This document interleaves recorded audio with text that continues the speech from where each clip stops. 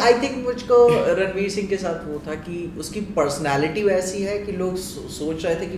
ये कैरेक्टर ये एक्टर बैठ जाएगा लेकिन वो वॉइस आर्टिस्ट नहीं है, वो एक एक्टर है, अच्छा एक्टर है। आई थिंक गलती उसमें ये भी हुई थी कि दो चीज़ें, आई थिंक एक तो ऑलरेडी मैं फर्स्ट फिल्म कर चुका था और सेकेंडली सेकेंड वाले का एक ट्रेलर भी मेरी वॉइस में आ चुका था, वो एक थोड़ा सा गड़बड़ हो गया आई थिंक मामला, वरना तो वो ज़्यादा एक्सपोज हो गई मेरी आवाज़ और फिर उन्होंने वो चेंज करने का जब फैसला लिया तो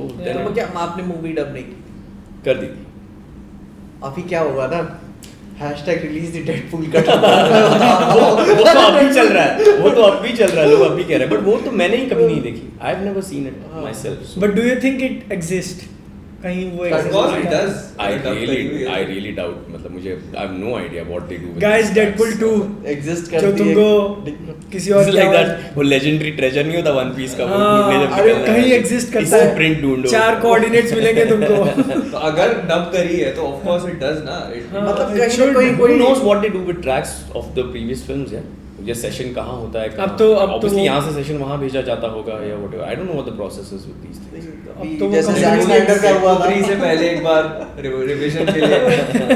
री-रिलीज करवा दी जाए। कसम से अब मैं बता रहा हूँ, अगर आपकी ओरिजिनल वॉइस के साथ री-रिलीज हुई डेडपूल 2 मैं फिर से जा रहा हूँ देखने। मैं खुद जाऊँगा, मुझे याद नहीं है मैंने क्या कर रखा था फिल्म में। पर आपका जैसे प्रेफर्ड मोड ऑफ वॉचिंग कौन सी लैंग्वेज है? So I do watch anime in Japanese. I prefer that. I watch a lot of movies in English. But मैं जानता हूँ कई सारे आर्टिस्ट जो कोई काम करते हैं अगर तो कई बार मुझे दिखता है सोशल मीडिया पे they've done something or whatever, then I watch it. मैं अपने प्रोजेक्ट्स तो कोशिश करता ही हूँ कि मैं सारे देखने की कोशिश करूँ कि हिंदी में कैसा हुआ है, क्या हुआ है,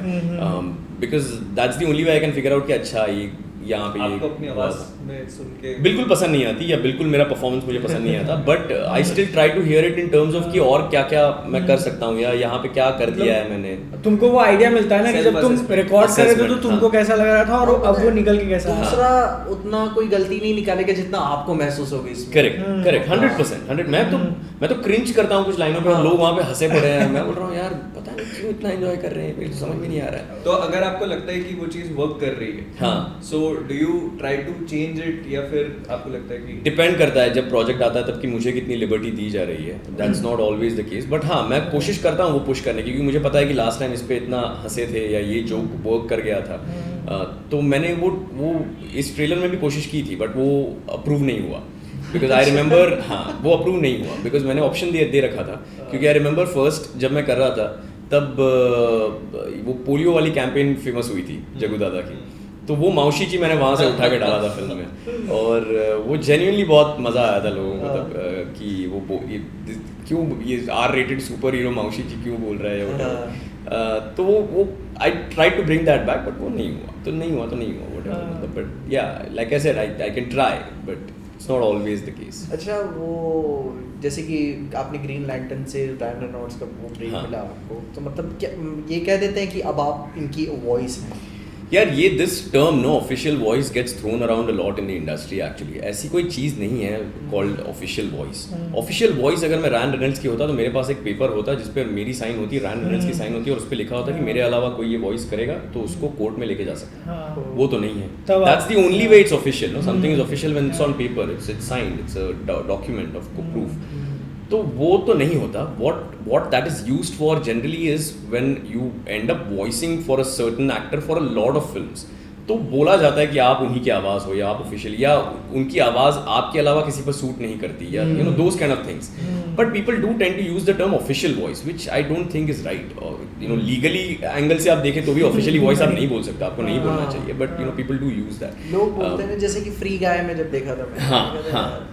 नहीं वो नहीं, तो वो ना जमना किसी की आवाज़ वो तो मैं समझ सकता हूँ, तो मैं तो नहीं क्लेम कर सकता हूँ कि मैं ऑफिशियल वॉइस हूँ, मतलब फ्री गाय है, उसके अलावा भी किसी और फिल्म में उसने स्पेशल अपीयरेंस किया था, I think Hobbs and Shaw में किया था ऐसा, I had not voice for him in that, हाँ I had not voice for him in that, तो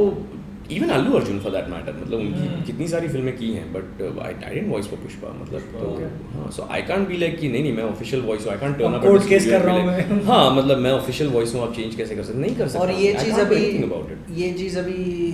फ्रेंचाइजेस और सिनेमैटिक यूनिवर्सेस के लिए भी नहीं हुई है कि मतलब आप इसमें हैं तो आप यही करेंगे। सो that's one of the prime reasons कि हमको बोला जाता है कि भाई आप रिलीज से पहले कुछ भी प्रमोट मत करो। एक तो वो लीगली भी अब डाल दिया जाता है, ये मुझे बहुत खराब लगता है। बट यार उसका रीजन भी है ना कि because like I am telling you genuinely, I know of cases की जहाँ पे 5-5 दिन पहले भी अगर आपकी वॉइस रिप्लेस हो रही है और आप किसी चीज़ को प्रमोट कर रहे हो, as an artist also it makes you look bad कि आपने बोल दिया और फिर आपकी वॉइस ही नहीं है वहाँ पे,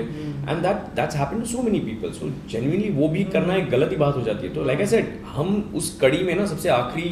हिस्सा है कि जिनको पता चलता है कि अच्छा ऐसा हुआ या वैसा हुआ या नहीं है हम,